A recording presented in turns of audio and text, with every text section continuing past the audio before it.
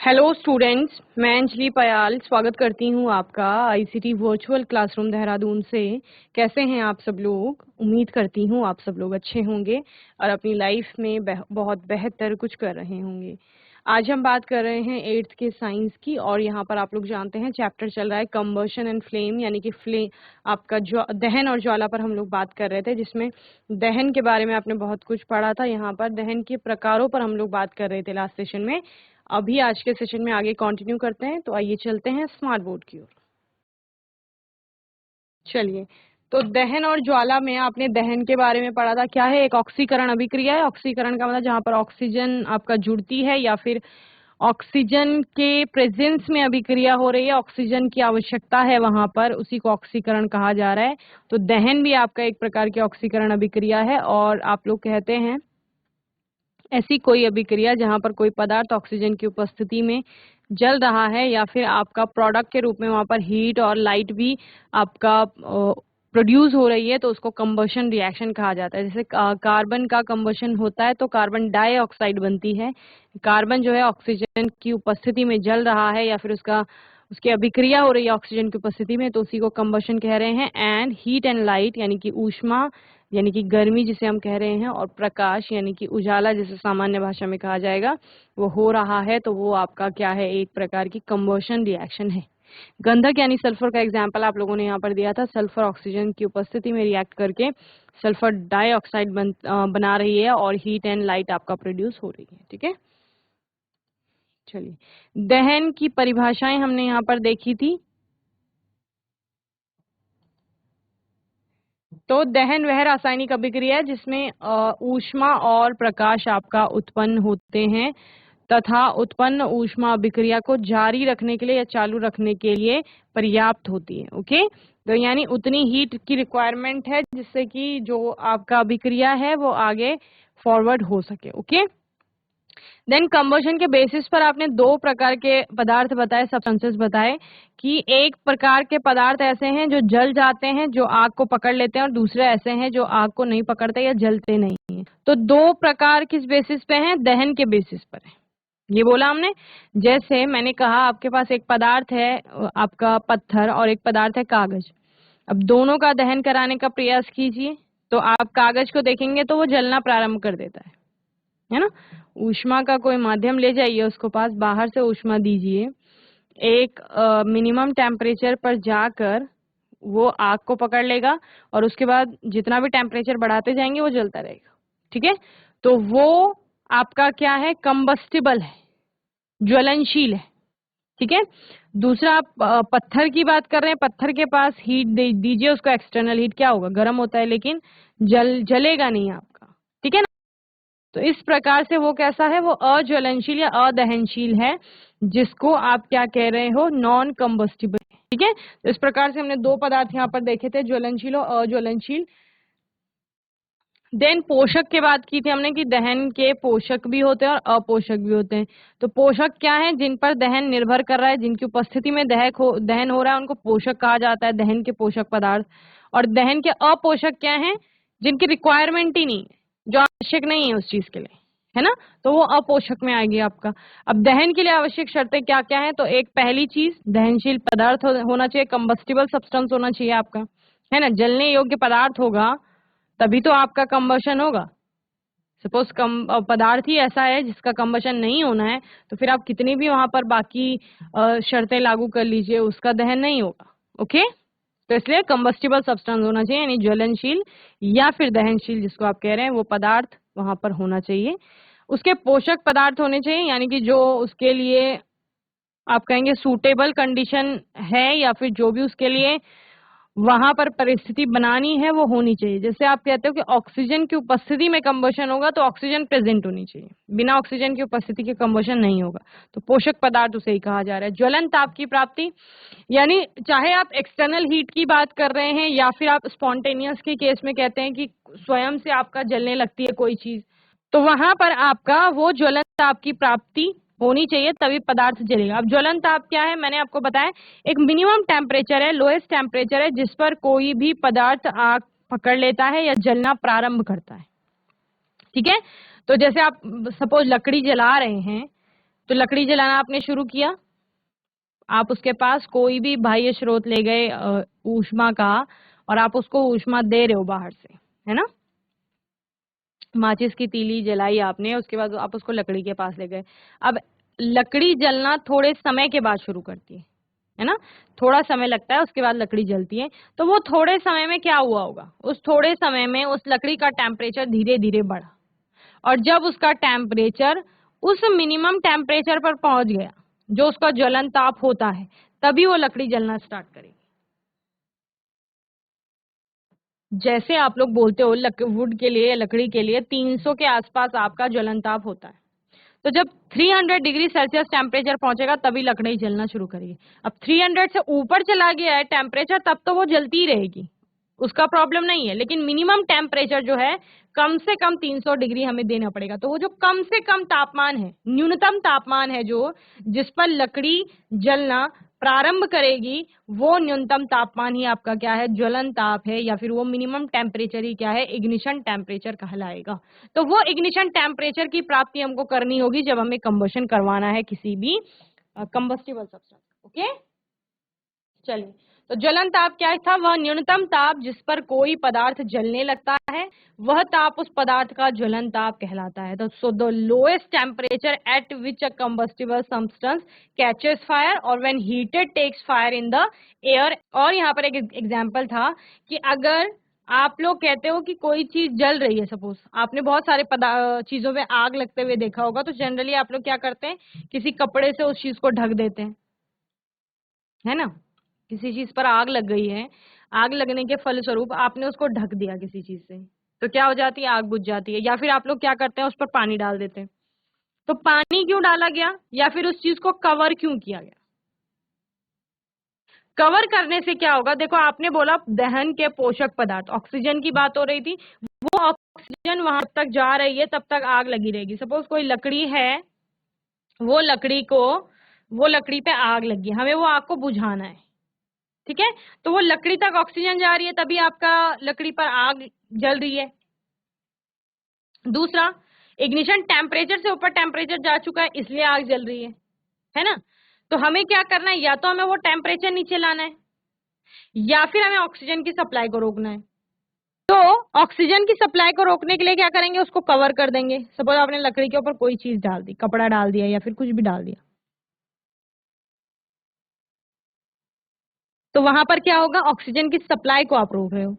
तो जब ऑक्सीजन वहां तक नहीं पहुंच पाएगी, ऑक्सीजन का संपर्क टूट जाएगा, तो आग बुझ जाएगी।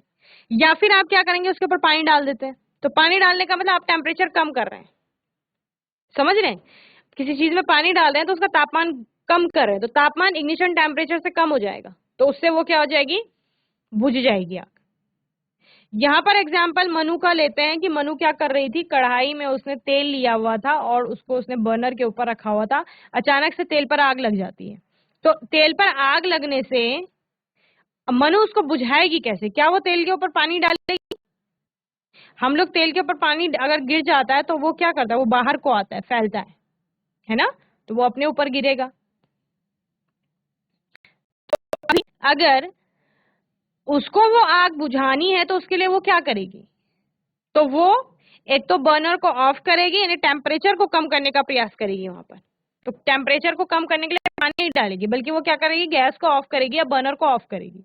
दूसरा सेकंड चीज वो क्या करेगी, वहां पर उस कढ़ाई को ढक देगी। ढकने से क्या होगा, उसका संपर्क वहां पर ऑक्सीजन का टूटेगा, जो वो ईंधन या फिर तेल के संपर्क में जो आपका ऑक्सीजन जा रही थी, उस ऑक्सीजन को जाने से रोकेगी। जब संपर्क टूटेगा, टेम्परेचर कम होगा, तो उससे आग जो लगी हुई थी वो बुझ जाएगी।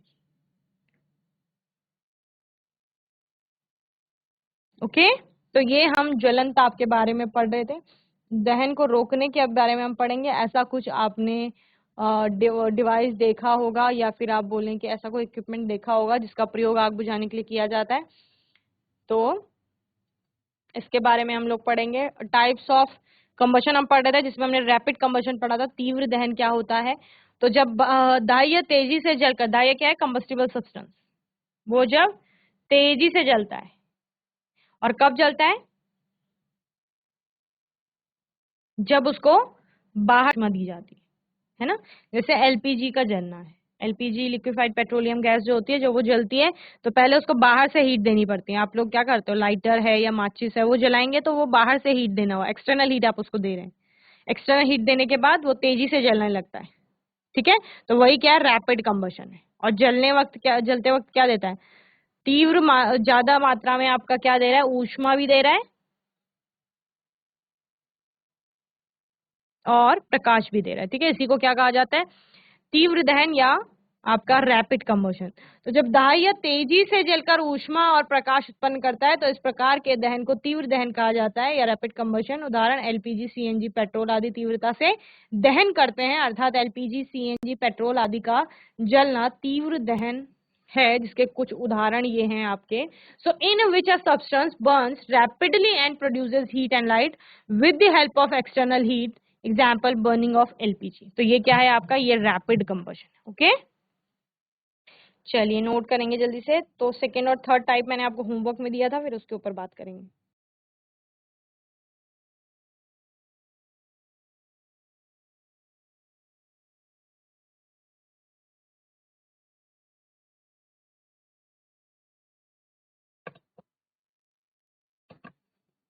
चलिए सेकेंड टाइप हम लोग देखते हैं, जो अब क्या आपका है, स्वतः दहन या स्पॉन्टेनियस आपका, जिसको कंबशन कहा जाता है, ठीक है ना। स्पॉन्टेनियस क्या है, स्वतः अपने आप ही क्या हो रहा है, कंबशन हो रहा है, यानी बाहर से कोई हीट नहीं दी जा रही। ऐसे कंबस्टिबल सब्सटेंस जिनका इग्निशन टेम्परेचर बहुत कम होता है वो स्वतः जलने लगते हैं। उनके अंदर कुछ ऐसा होता है कि वो अपने आप ही जलने लगते हैं। इसी को क्या कहा जाता है, स्वतः दहन या स्पॉन्टेनियस कंबशन आपका कहा जाता है। ऐसा दहन आप लिखेंगे, वैसा नहीं लिखेंगे। ऐसा दहन जिसमें पदार्थ बिना किसी प्रत्यक्ष कारण के अचानक लपटों के साथ जल उठता है उसे कहा जाता है स्वतः दहन। उदाहरण क्या है, फास्फोरस द्वारा बिना किसी प्रत्यक्ष कारण के अचानक आग पकड़ लेना स्वतः दहन का उदाहरण है। क्योंकि फास्फोरस का जो इग्निशन टेम्परेचर है ना वो बहुत कम है, अगर वो बाहर खुले में आता है तो वो अचानक से आग पकड़ लेता है हवा के संपर्क में आने पर, ठीक है। इस कारण से फास्फोरस के कमरे के ताप पर ही आग पकड़ लेता है, क्योंकि उसका ज्वलन ताप क्या है, काफी कम है। कोयले की खानों में कोयले की धूल स्वतः आग पकड़ लेती है। खानों में कोयले की धूल सूर्य की गर्मी तथा अन्य गर्मी के कारण स्वतः आग पकड़ लेता है तथा जलने लगता है। अधिक गर्मी के कारण तथा कभी कभी बिजली गिरने के कारण जंगलों में स्वतः आग लग जाती है, ठीक है। जंगलों में लगने वाला इसी तरह का आग भी स्वतः दहन का कारण है। हालांकि कभी कभी लोगों की लापरवाही, जैसे कि पिकनिक या फिर शिविरों से लौटने के बाद कैंप फायर के पूर्ण रूप से नहीं बुझाने पर भी जंगलों में आग लग जाती है। लेकिन ये तो इसका वैसा कारण हो गया कि हाँ ऐसे भी आग लगती है। लेकिन अगर हम स्पॉन्टेनियस आपका कंबशन की बात कर रहे हैं तो वहां पर तो अपने आप ही आग लग रही है सब जगह, ठीक है, अपने आप ही कंबशन हो रहा है। ओके, चलिए इसे नोट करेंगे। समझ आ गया ना, रैपिड कंबशन में आपने क्या किया, एक्सटर्नल हीट दी, बाहर से ऊष्मा दी। आपने क्या कहा, एलपीजी को जलाने के लिए हमने पहले माचिस की तीली जलाई, फिर हमने एलपीजी जो हमारी गैस है उसको जलाया, है ना, या फिर लाइटर जलाया, फिर हमने गैस को जलाया। तो इस प्रकार से वहां पर रैपिड कंबशन चल रहा था। लेकिन स्पॉन्टेनियस जो है उसमें आप कह रहे हो कि ये स्वतः ही जलने लगता है।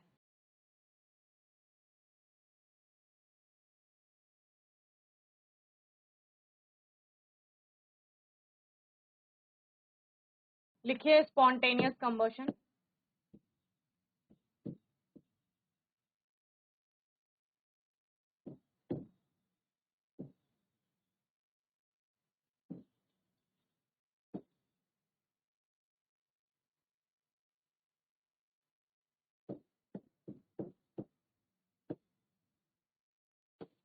क्या होता है स्पॉन्टेनियस कंबशन,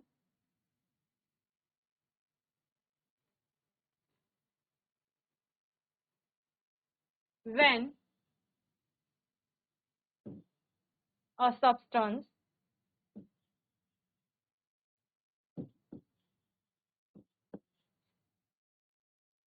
और फ्यूल, ईंधन भी हो सकता है कोई,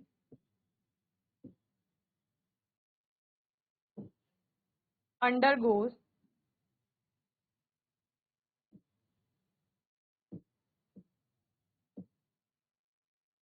combustion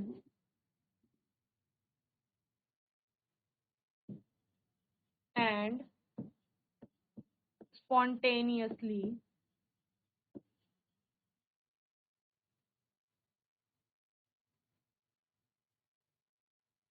burns in the environmental condition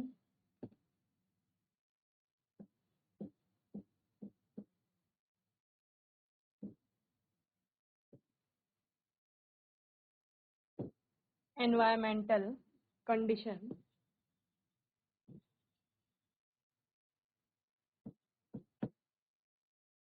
without any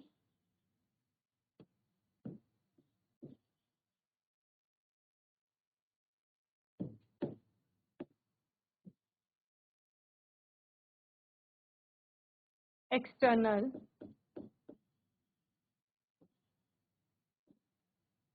heat supply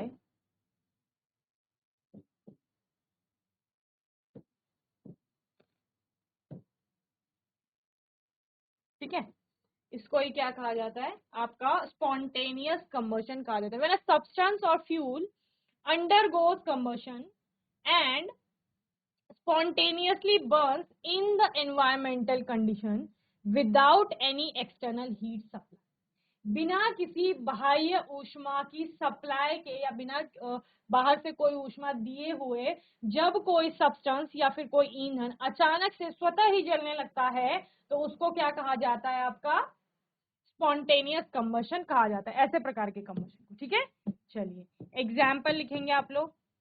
किसका एग्जाम्पल बताया मैंने, फास्फोरस का, ठीक है ना।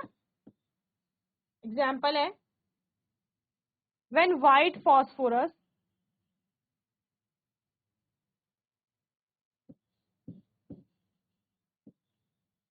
या सिंपल फॉस्फोरस भी आप लिख सकते हैं, व्हेन व्हाइट फॉस्फोरस और when phosphorus is kept in the air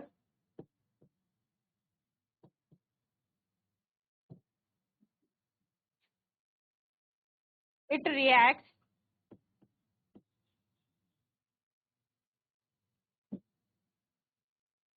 with oxygen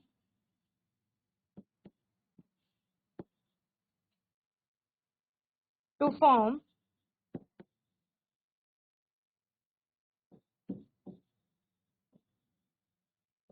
phosphorus oxide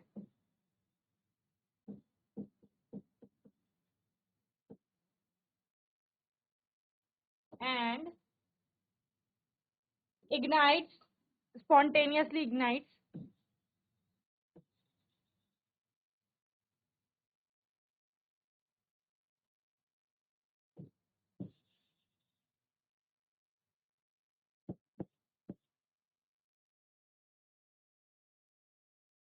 due to a low ignition temperature, a low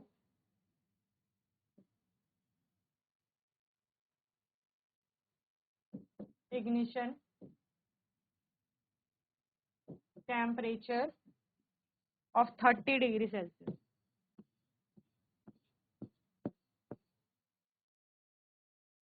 ठीक है, बोलो भाई क्या समझ में आया। स्पॉन्टेनियस कंबशन कैसा है आपका, ऐसा कंबशन है जहां पर कि कोई भी जो कंबस्टिबल सब्सटेंस है वो स्वतः ही जलना प्रारंभ कर रहा है। ठीक है, वो यहाँ पर हमने फास्फोरस का एग्जांपल लिया, तो फास्फोरस के साथ ऐसा क्यों हो रहा है, क्योंकि उसका इग्निशन टेम्परेचर ही कम है, 30 डिग्री सेल्सियस कुल उसका इग्निशन टेम्परेचर है। आजकल देखो टेम्परेचर कितना ज्यादा जा रहा है, 40-45 डिग्री सेल्सियस, तो मिनिमम टेम्परेचर है 30 डिग्री सेल्सियस। नॉर्मल कंडीशंस पर रूम टेम्परेचर हम लेते हैं 25 डिग्री सेल्सियस, है ना, तो 25 से 30 होने में ज्यादा समय तो लगता है नहीं।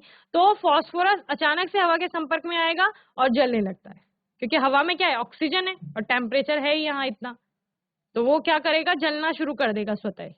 हमने कोई बाहर से उसको हीट नहीं दी कि हमने माचिस जलाई या फिर उस पर कोई ईंधन डाला, ऐसा कुछ नहीं हुआ। या फिर कई प्रकार के ईंधन, कोई ईंधन ऐसा स्वयं भी जल सकता है। ठीक है, या फिर हमने एग्जाम्पल लिया कि खदानों में जो कोयला होता है उसके बहुत छोटे छोटे क्या होते हैं, धूल के रूप में जो कण होते हैं वो स्वतः ही गर्मी पा करके जलना शुरू कर देते हैं, तो वो भी क्या है, आपका स्वतः दहन है, यानी कि स्पॉन्टेनियस आपका कंबशन है। ठीक है, तो ये आप नोट करेंगे। फिर हम थर्ड टाइप की बात करेंगे जिसको कहा जाता है आपका विस्फोट या फिर एक्सप्लोजन या फिर एक्सप्लोसिव कंबशन। ओके,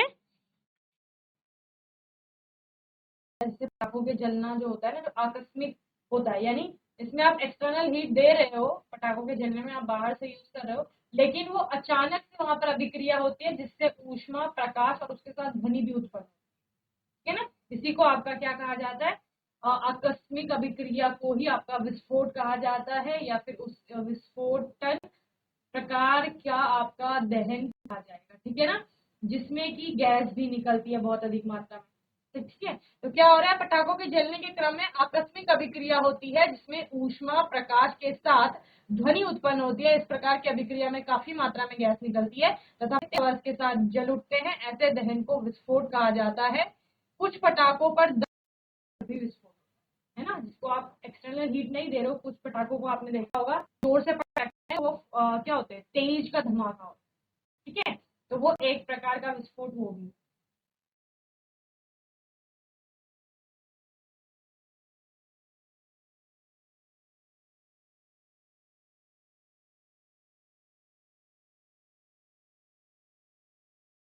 चलिए लिखिए explosive combustion.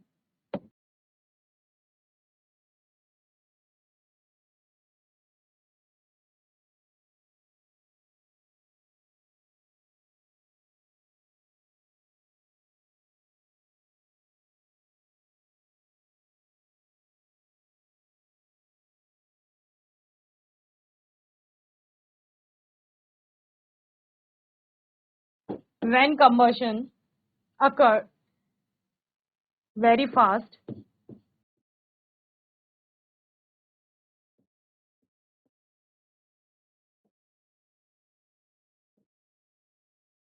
and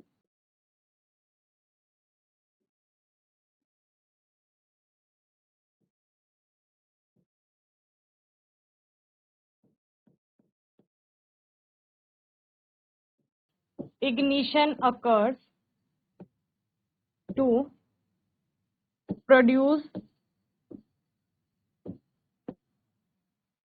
heat,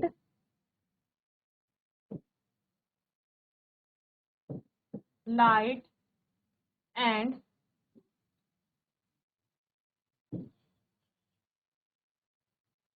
sound। ठीक है, एग्जाम्पल क्या हो गया,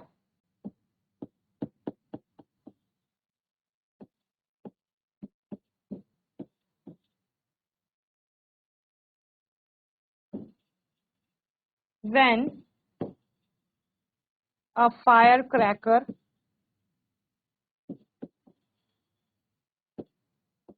is ignited or is ignited, when a firecracker is ignited and there is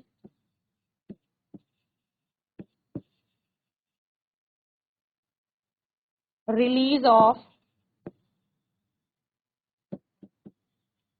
heat, light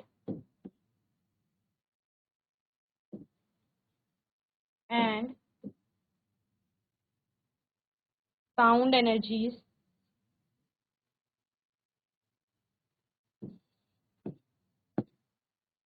और साथ में क्या, गैस भी आपका उत्पन्न होती है।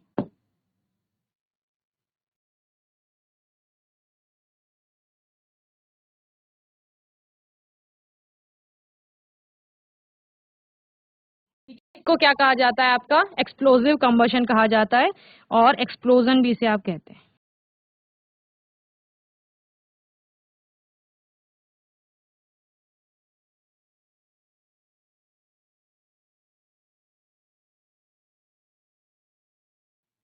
Sudden reaction with large amount of, sudden reaction होती है, sudden reaction with evolution of large amount of gas.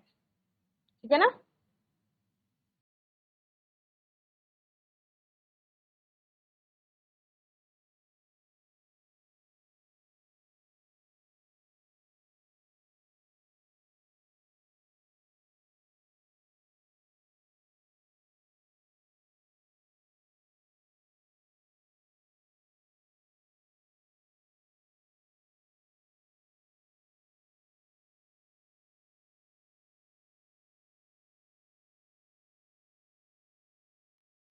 चलिए नोट करेंगे जल्दी से।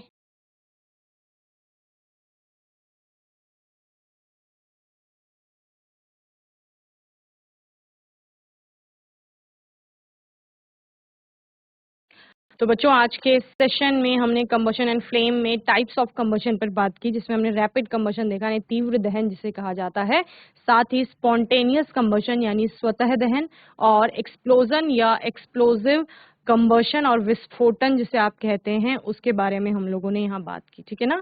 आने वाले सेशन में हम लोग कुछ और नए टॉपिक्स पर बात करेंगे। बाकी आपका कोई डाउट होगा, कोई क्वेश्चन होगा तो आप लोग पूछ लेंगे। और तब तक के लिए आईसीटी वर्चुअल क्लासरूम से जुड़ने के लिए धन्यवाद।